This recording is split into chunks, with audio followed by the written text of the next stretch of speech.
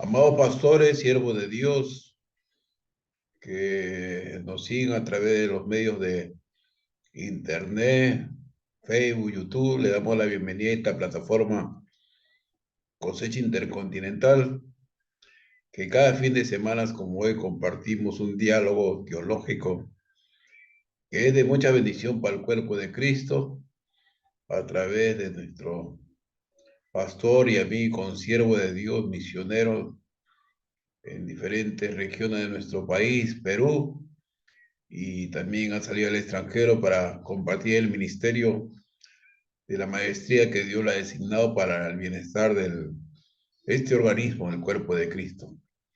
Y para mí es una bendición, un placer compartir con él en esta plataforma para que en esta noche le pueda traer la palabra, la enseñanza, y con ustedes queda el pastor y maestro Adrián Espinosa. Bienvenido, siervo de Dios, adelante con la palabra. Gloria a Dios. Gloria a Dios. Tu audio, Pastor Adrián. Tu audio, Adrián, porque no se escucha. Ahora sí, adelante. Amén, amén. Bien, bien, gracias, gracias, Pastor Heredia. Aquí también veo al Pastor Alberto Morales. Y así estarán sumándose otros y otras para esta noche, ¿no? Para este diálogo teológico, ¿no? Quisiéramos hacer este diálogo de las Sagradas Escrituras, ¿no? La palabra de Dios, la revelación de Dios, ¿no? Dice que tenemos, ¿no?, la palabra profética más segura de todos los tiempos, ¿no? Qué bendición, ¿no?, que podemos tener. Imagínense, en el tiempo de Lutero, comprar las escrituras era una fortuna. No cualquiera tenía los manuscritos. No, cualquier persona no lo podía tener. Era toda una fortuna. Hoy cuesta un ojo de la cara, ¿no? Esos manuscritos, esas fuentes que Lutero podía traducir de latín al alemán, ¿no? Imagínense, nosotros tenemos la palabra de Dios, ¿no? Tenemos la palabra profética más segura de todos los tiempos, ¿no? Imagínense, hoy en día tenemos que ser como Isaacar, ¿no?, entendido de los tiempos, ¿no? El don que más se usa en este tiempo es el don del discernimiento, ¿no? Tenemos que tener discernimiento. Escuchando ya a un pastor veterano, al pastor que ganó a Nicky Cruz, él viajó por todo el mundo, ¿no? Más de 50 años, ya acaba de fallecer hace un par de años. Y él decía, ¿no?, lo que falta en la iglesia, en el mundo, es la falta de discernimiento. Y justo venía a Perú, ¿no? A Perú vino hace unos 15 años, vino a Perú. Y él relacionaba a Perú como la iglesia de Pérgamo, ¿no? Un profeta de Dios, David, y él decía el cuidado para Perú, ¿no? Y justo se había levantado la campaña de Luis Palau, y justo vino un ministerio lejano, y era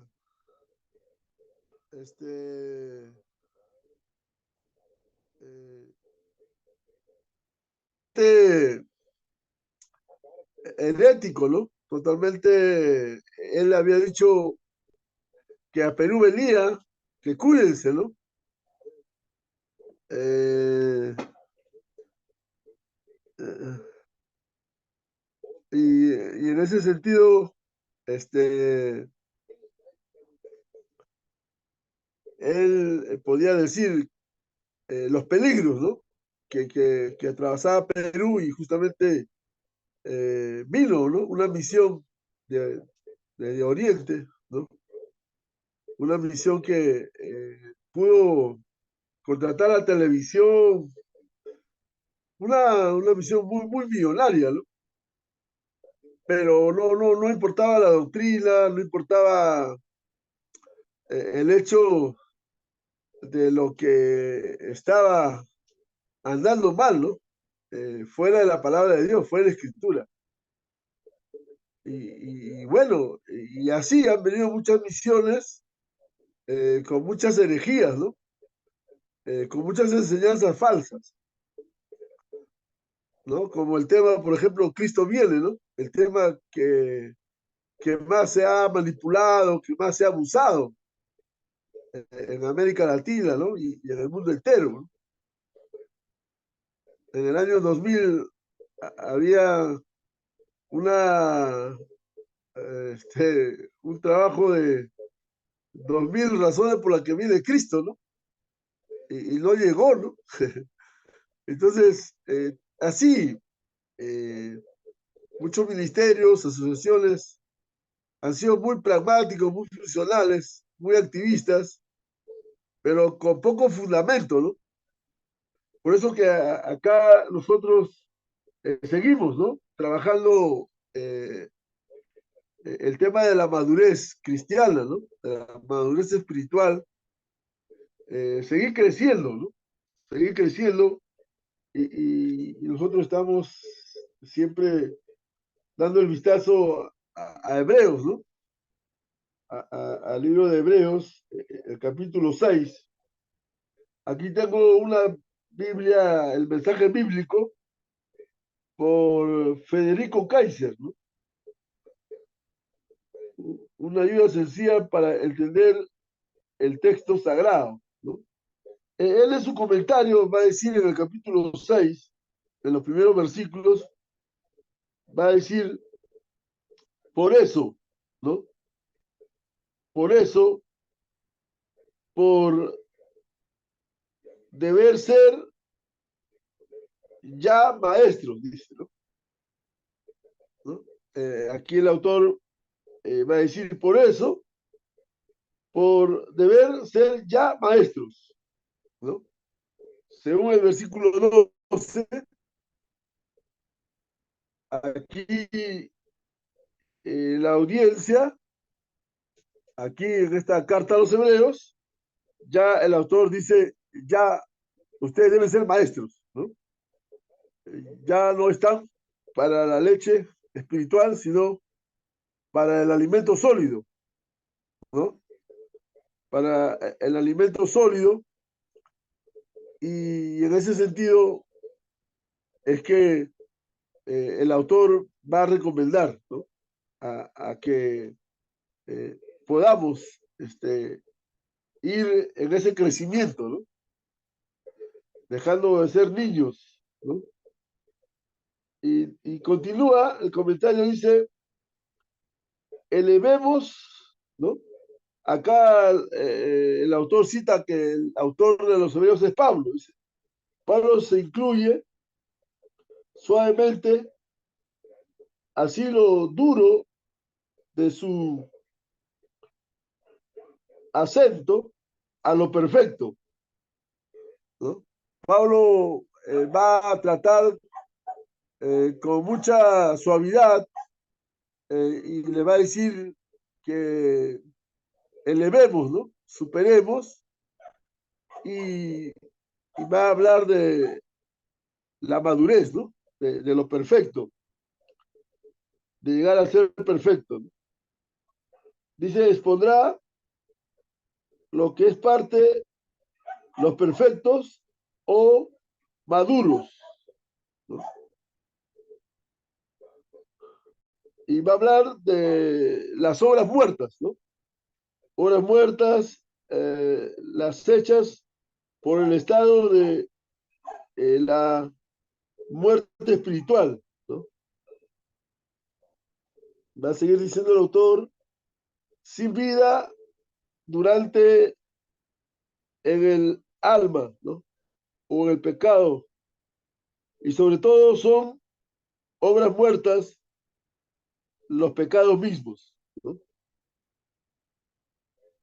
Muchas veces en el campo evangélico, muchas veces queremos comprar la salvación, ¿no? El tema aquí en cuanto a la salvación es muy interesante, ¿no? A veces dice la palabra que somos salvos por fe, ¿no? No por obras. Entonces, aquí hay que establecer un principio fundamental en cuanto al tema de la salvación, ¿no? Diferenciar entre lo que es una profesión de fe y lo que es la conversión. Muchas veces la persona levanta la mano, ¿no? El evangelista hace la invitación, ¿no? ¿Cuánto quiere recibir a Cristo? Y levanta la mano. Esa es una profesión de fe. Puede que se convierte, puede que la obra del Padre, del Hijo y del Espíritu Santo obre en esa salvación. Pero en las estadísticas de Billy Graham, él decía, de cada 100 personas, 3 eran convertidos y las 97 personas eran profesión de fe. Entonces, imagínense, eso es muy, muy importante que establezcamos esa claridad entre la profesión de fe y la conversión. Son dos cosas diferentes. La profesión de fe es el acto que la persona levanta la mano, viene a Cristo y nosotros lo aplaudimos y decimos que su nombre está escrito en el libro de la vida y ya, lo mandamos al cielo directamente, ¿no? Pero sin embargo, esto es una profesión de fe, ¿no? Pero no es una conversión. Por eso el tema ahí es de consolidación. El tema del discipulado, donde la persona puede ser confrontado con la palabra y decir si se ha convertido verdaderamente, ¿no? Se ha tenido un encuentro con Dios. Ese principio es clave en la que nosotros podamos estar claros, ¿no? Y no mandar gente al cielo, ¿no? O mandar gente al infierno sin ese discernimiento, ¿no? Entonces, ahora, lo otro, habla también el tema del arrepentimiento, ¿no? Y el arrepentimiento bíblico tiene que ver con 3 características, ¿no? Tiene que usarse la parte de la razón, la parte intelectual, la parte emocional y la parte de la voluntad. Un verdadero arrepentimiento tiene que ver con esos requisitos, ¿no? De usar la razón, ¿no? La parte intelectual, la parte racional y la parte emocional también, ¿no? Y la voluntad. Es como el caso del hijo pródigo, ¿no? Él pensó que en la casa de su padre hay muchos jornaleros y le estaba yendo mal, muy, muy mal le estaba yendo. Así que él piensa, voy a la casa de mi padre. Y no se queda solamente con el pensamiento, no se queda solamente con la razón, sino él da un paso más de fe. Él se conmueve, ¿no? Él es compungido, ¿no? Él ve su situación que está mal, mal. Y dice que la vida volvió en sí, ¿no? Imagínense, volvió en sí. Es decir, que no estaba tan cuerdo, ¿no? Estaba loquito, ¿no? Y dice que se levantó, ¿no? Ahí está la parte de la voluntad. Entonces, cuando hay un verdadero arrepentimiento de la persona, se va a tener que ver con esas tres características. La parte intelectual, la parte emocional y la parte de la voluntad. Los tres van juntos. No solamente que yo pienso salvarme, no solamente yo me emociono, ¿no? Hay mucha gente que se emociona, llora, ¿no? Y pasa adelante llorando. Y eso no es arrepentimiento. Puede ser remordimiento, sí, pero arrepentimiento no. O la persona dice, hay que tiene que ponerle fuerza de voluntad. Dice. No basta. Es la obra de Dios. Es la obra del Padre, la obra del Hijo y del Espíritu Santo, que toca el corazón humano, y en esa intervención de Dios y del hombre, hay ese encuentro de Dios con la persona. Y ahí se establece el verdadero arrepentimiento.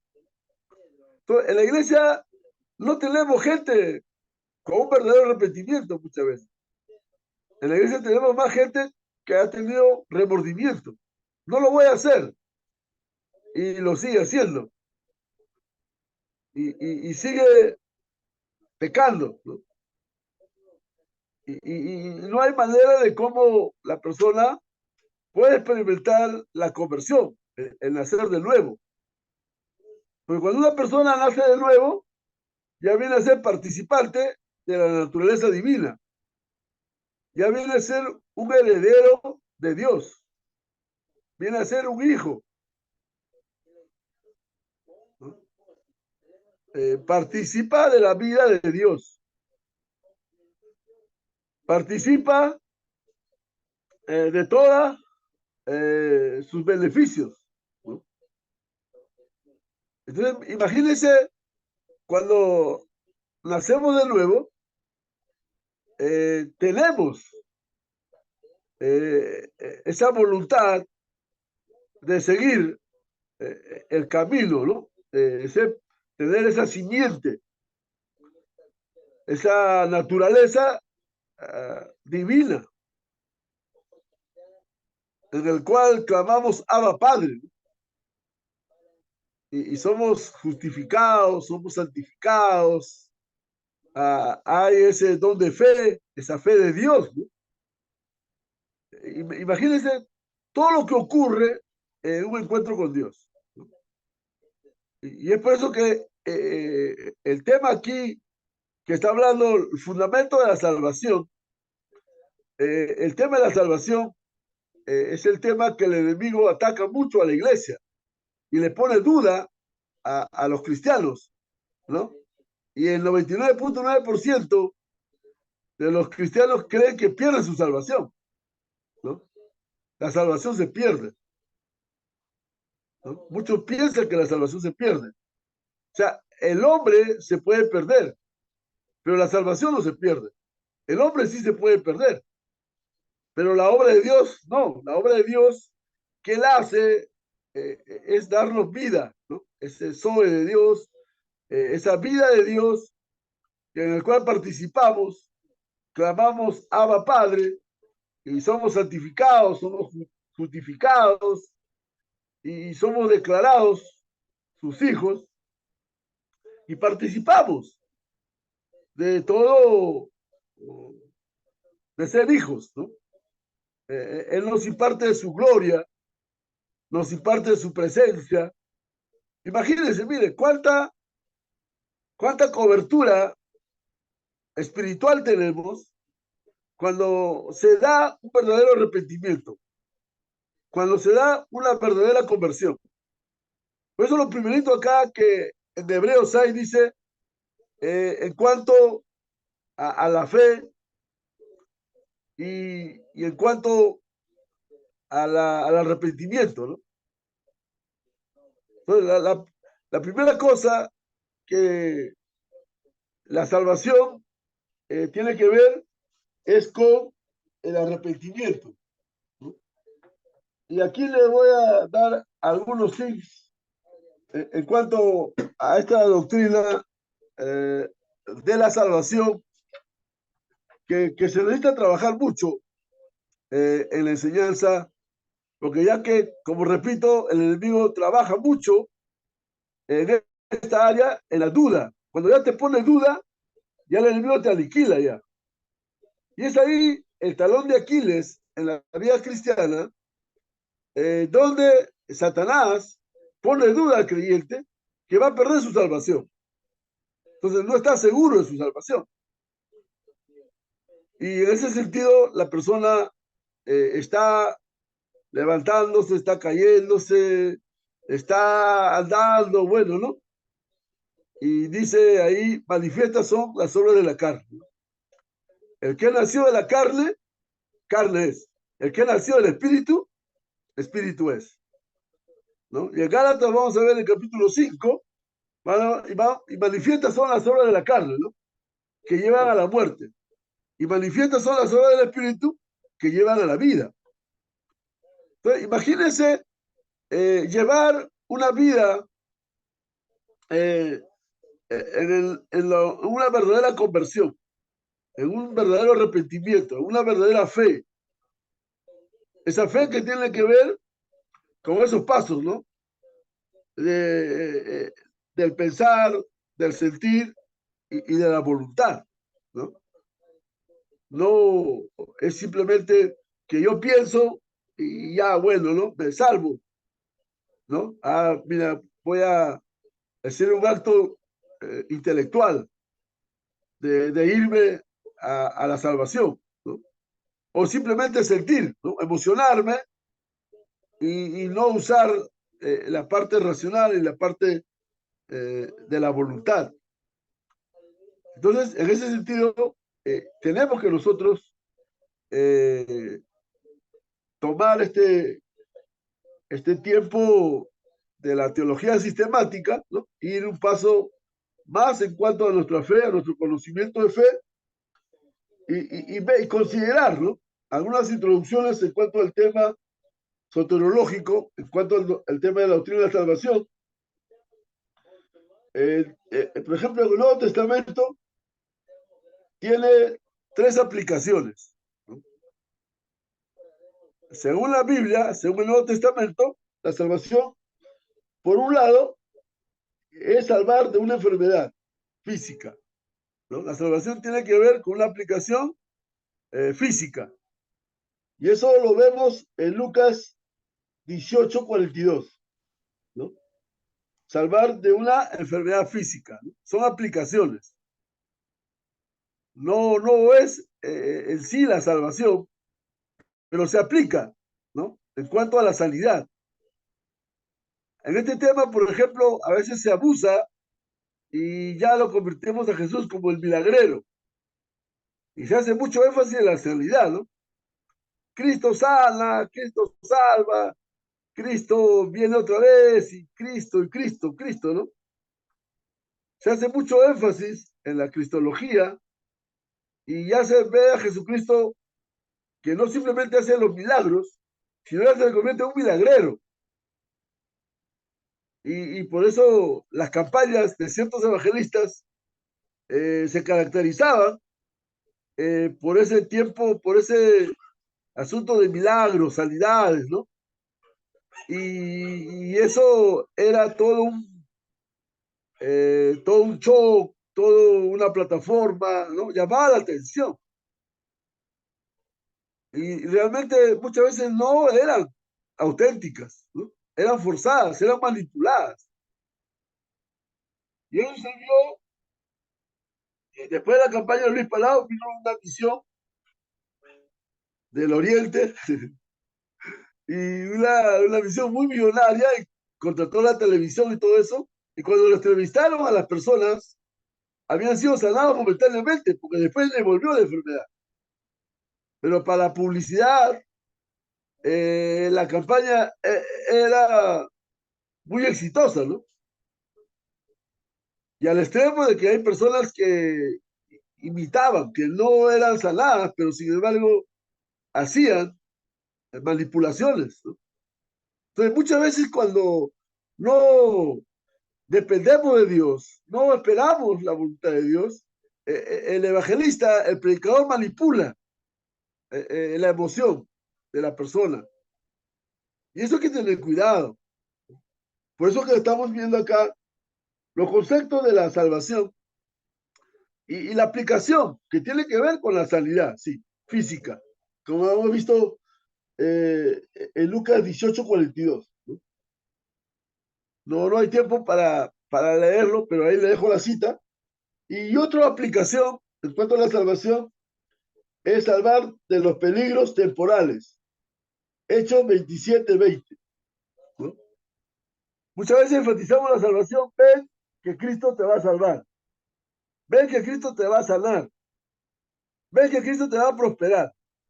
Hacemos una salvación de ofertas, ¿no? Y le ofrecemos promesas temporales.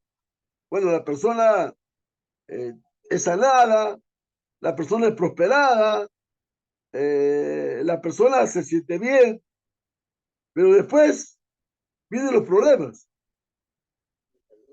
Porque el seguir a Jesús, Jesús decía, cuando querían seguirle, miren, las aves tienen sus nidos y las zorras tienen sus cuevas, pero yo no tengo dónde. O sea, Jesús más bien lo desanimaba a la gente que quería seguirle. Al joven rico le dijo, mira, tú quieres seguirme, guarda todo, ya los he guardado, pero una cosa te falta, deja tus bienes y dale a los pobres. Ah, no. Entonces, Jesús no lo hacía la invitación como hoy nosotros lo hacemos. Tenemos que rogar a la gente, tenemos que animar a la gente, tenemos que buscar métodos, estrategias. No es la obra de Dios. La Biblia dice que los que habían de ser salvos, el Señor añadía a los que habían de ser salvos y no empujaba a la gente. A través de la historia de la evangelización en América Latina, cuando vino la cruz y la espada, a través de los españoles, se evangelizó a las personas autóctonas con mucho, se apoyaron en ese versículo, fuerza lo central. Tenía un teólogo llamado Sepúlveda y él decía, hay que forzarlos a entrar. Y usaban la fuerza. Y en el mundo evangélico tampoco no se escapa. Se usaba la fuerza, se usaba la manipulación. Por eso que tenemos grandes evangelistas, ¿no? Tenemos, y uno quiere ser evangelista. Entonces yo cuando tenía que ser evangelista, de verdad que no me salía nada. Y era frustrado, porque nadie se convertía, y más como no tenía el don de sanidad, el ser de milagro, era un fracaso. Ya nunca más me invitaban a hacer la campaña porque nadie se convertía. Recuerdo Juan Cayo, un borrachito nomás se convirtió, me ayudó, me salvó la noche. Pero mire cómo el tema de la salvación, bíblicamente, tiene estas acepciones, ¿no? Estas aplicaciones, como hemos visto en Lucas 18:42, que tiene que ver la salvación en cuanto a una sanidad, ¿no? En cuanto a lo físico y también en cuanto a lo temporal, ¿no? Según Hechos 27:20. También hay la otra aplicación, la tercera aplicación, salvar del pecado y sus resultados. Mateo 1:21. ¿No? Aquí la salvación tiene que ver directamente con el hecho de la persona, ¿no? Que por naturaleza la persona necesita ese encuentro con Dios, ¿no? Y por eso es que nosotros tenemos que depender de Dios, ¿no? Sobre todo del Espíritu Santo, y no manipular, ¿no? No forzar el llamamiento. Yo recuerdo que la primera persona que gané para Cristo Le dije, si no te arrepientes vas al infierno. Y al día siguiente vino temprano a mi casa, no he podido dormir, dice. Me he soñado que el infierno, yo quiero ser salvo. Y se entregó. Al día siguiente fue al culto y al otro día ya no, se le pasó el miedo. ¿Qué pasó? Le digo. No, ya no tengo miedo, ya no me he soñado ya. ¿No? O sea, que muchas veces eh, se nos, se nos pasa la mano, ¿no? Por eso este tema de la salvación hay que considerarlo bíblicamente, ¿no? Y sus aplicaciones que tiene, que es verdad que sana, que salva, ¿no? Que prospera, pero que tiene su lugar. No podemos hacer mucho énfasis en eso, ¿no? Que hacer muchas promesas temporales, ¿no? Haciéndoles, como en el caso del Perú, había una secta llamada los israelitas del Nuevo Pacto, y le hacían la promesa de que tenían que ir a la Amazonía, y ahí estaba la tierra que fluye leche y miel. Ahí estaba la tierra de la promesa, ¿no? Y todas las personas se dedicaban a la agricultura, y hasta el día de hoy, las personas de esa religión son agrónomos, son personas agropecuarias, son muy solventes, ¿no? Personas que han dado su tiempo al agro.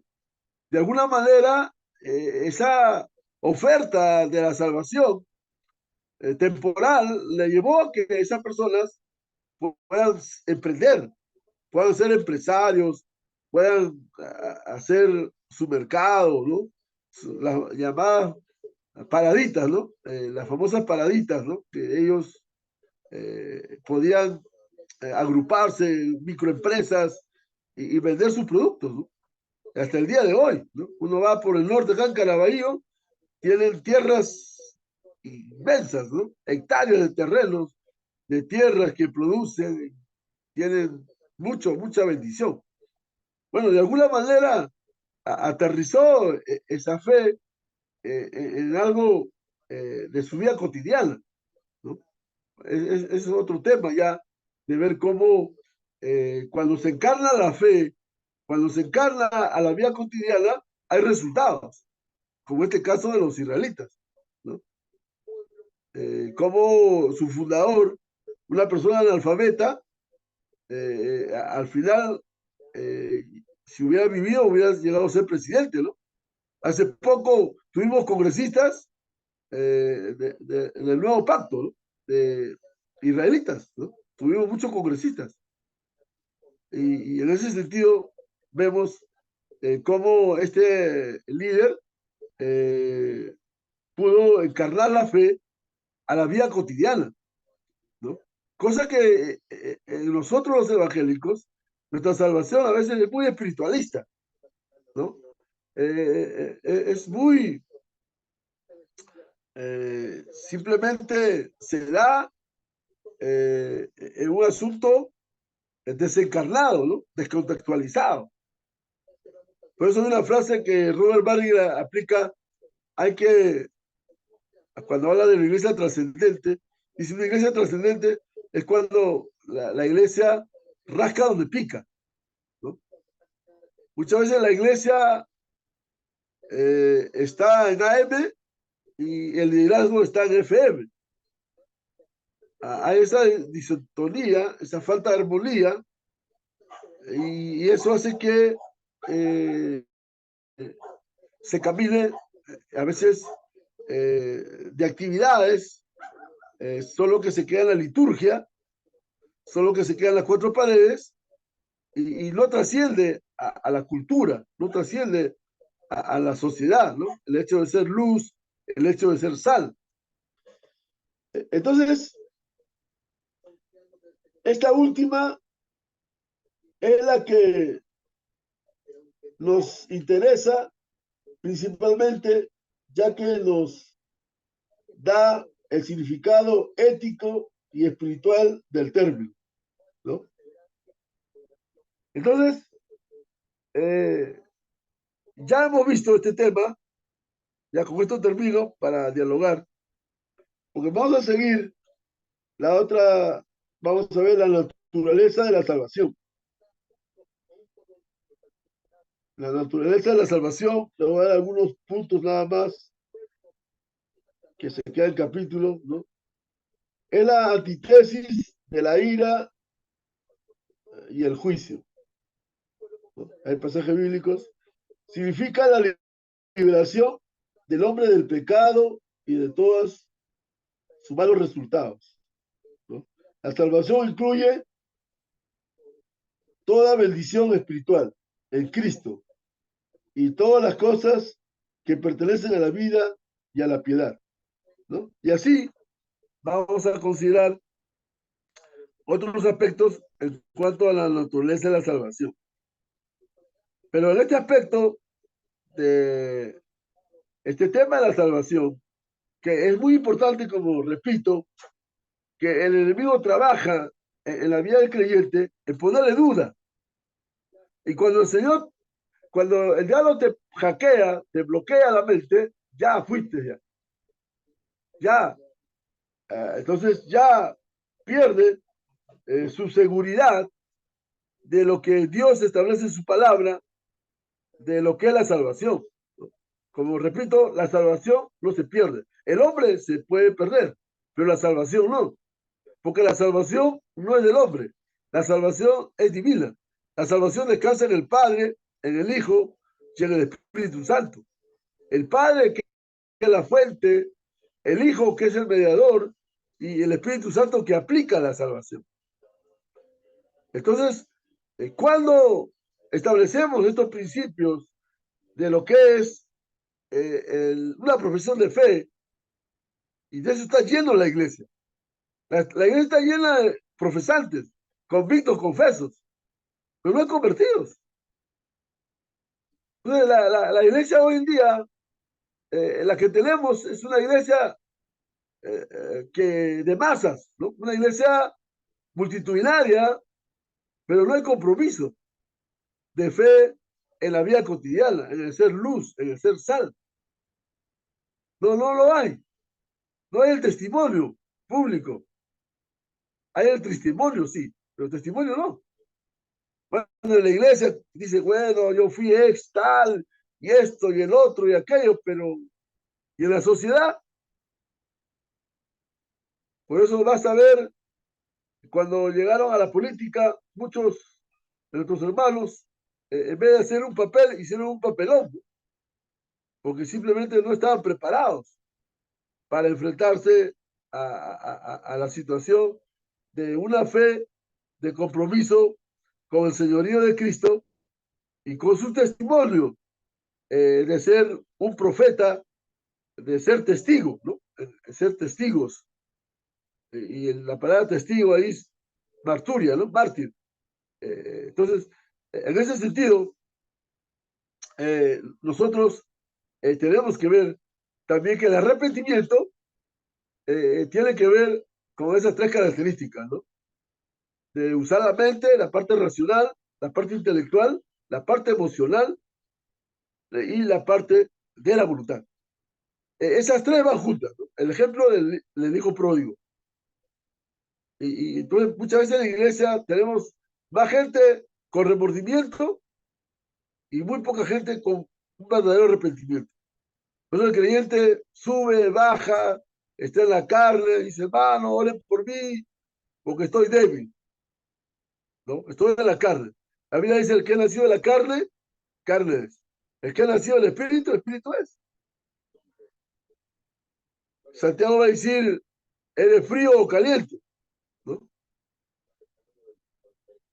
Y entonces en esas cosas tenemos que estar claros para que la palabra de Dios fundamente en la vida del creyente, en la vida de la iglesia, a tomar estos principios que la palabra de Dios nos da en cuanto a la salvación, ¿no? La salvación se aplica para la sanidad, para la liberación, para la prosperidad, para hacer unas ofertas temporales. Claro, se aplica y da resultado. Pero el verdadero concepto de la salvación tiene que ver con el tema de la naturaleza del ser humano. porque dice, la paga del pecado es muerte. Y ahí es donde se tiene que ver el encuentro con Dios, ¿no? Es la obra de Dios, y ahí es donde tenemos que tener cuidado en la manipulación del mensaje, ¿no?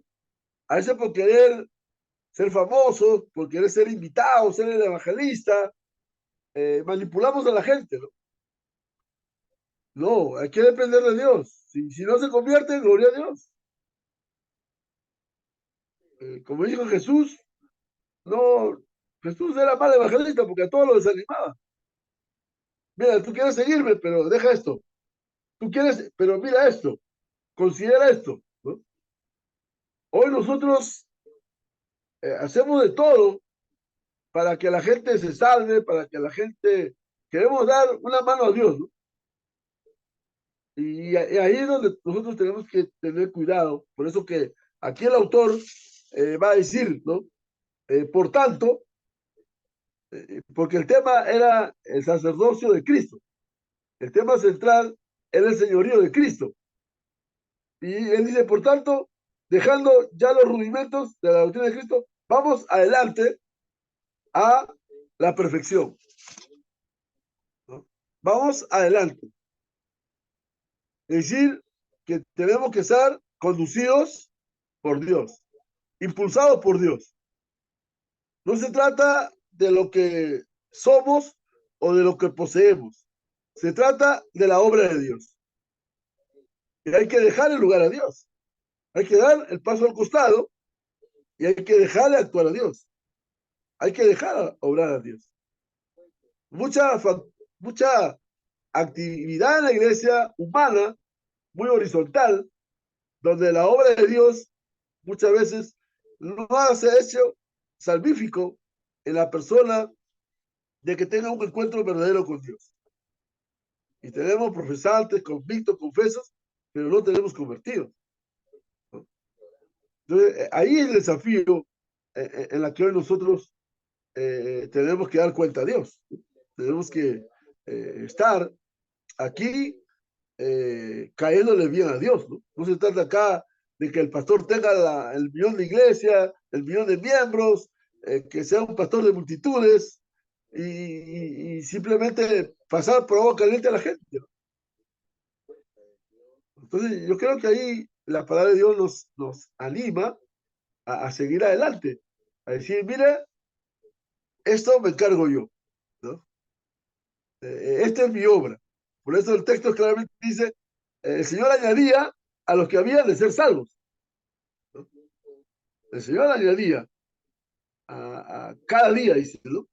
A los que habían de ser salvos, a las personas que ya estaban siendo tratadas con Dios. Y es importante que nosotros dependamos del Espíritu Santo en la evangelización y saber cuándo la persona está tocando, siendo tocada por Dios, siendo afectada por el Espíritu Santo. Y ahí llevarlos a un encuentro con Dios. Eso es hermoso. Cuando esas personas vienen al conocimiento de Cristo, vienen a ese encuentro con Dios, a esa conversión, hay discípulos ahí que te van a agradecer por toda la vida. Y eso yo quiero dejar con esto. Ya la próxima seguiremos en cuanto al tema de la naturaleza de la salvación. Así que tenemos mucho pan que rebanar en esta doctrina. Ahí les dejo bendiciones. Gracias, Pastor Adrián, muy necesario su aporte, su conferencia que esta noche verdaderamente muy desafiante. Gloria a Dios. Voy a invitar al Pastor Alberto Morales. Buenas noches, bienvenido para su pertinente comentario. Gloria a Dios. Yo creo que me llama mucho la atención, Pastor, ahorita lo que comentaba el pastor Adrián, reflexionando acerca del, Gloria a del Dios. tema de esta noche. Yo sigo diciendo que el Señor nos sorprende, Pastor Adrián, con este tema acerca de la madurez, de los, de los elementos, de las enseñanzas del arrepentimiento. Y algo que usted comentaba, Pastor Adrián, es que la paga del pecado es muerte. Y usted decía una palabra poderosa para esta noche. Yo creo que yo sigo reflexionando y me sigo quedando meditando con el capítulo, con el verso 1 del libro de Hebreos, porque tenemos que meternos directamente en la palabra, escudriñarla, estudiarla, aprender a disfrutar, a saborear de este tema. Y yo creo que es un tema súper interesante, súper bendecido, y nos tenemos que tomar un tiempo para reflexionar de este tema y que sea de bendición para nosotros, porque habla acerca de avanzar hacia la madurez, a no poner, a no volvernos a poner los fundamentos, tales como el arrepentimiento de las obras que conducen a la fe, perdón, a la muerte, y la fe en Dios.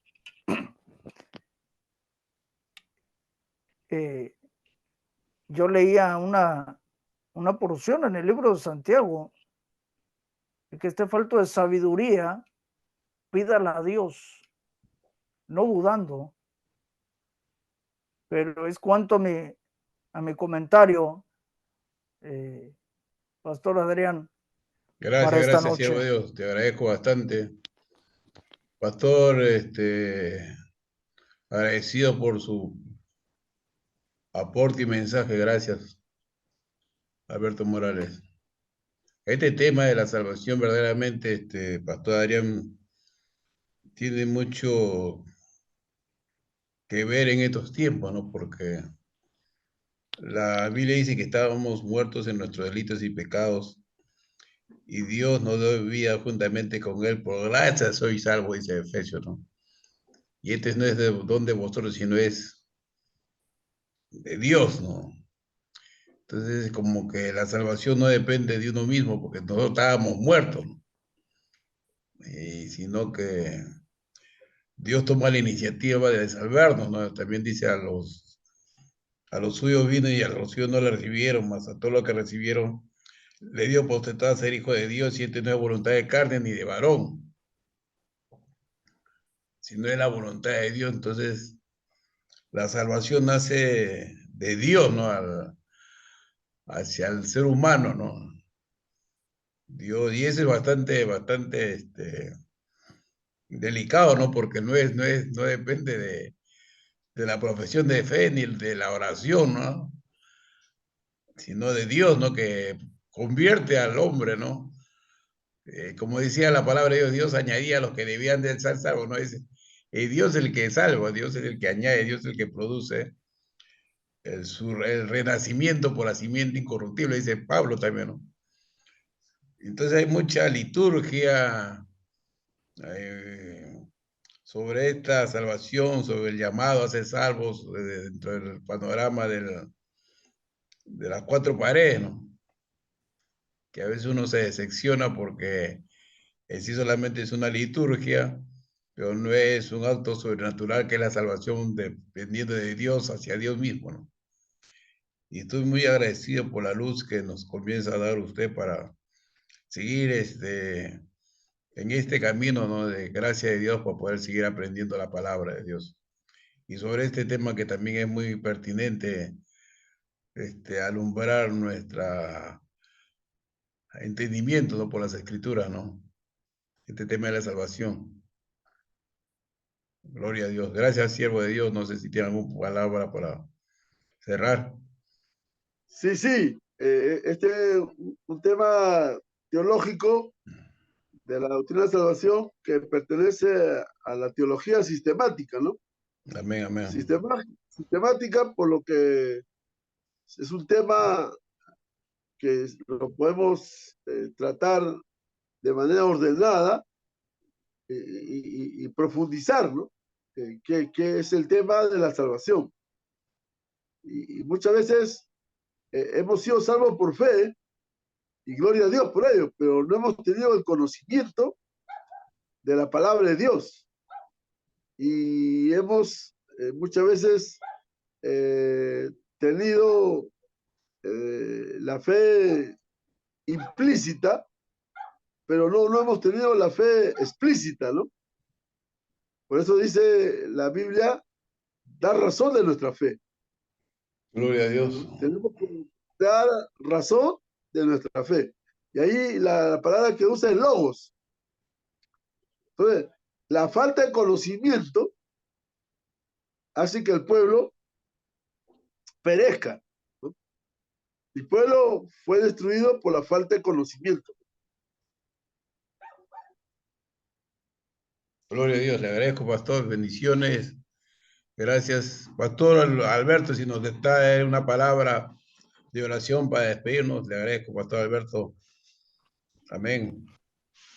Amén.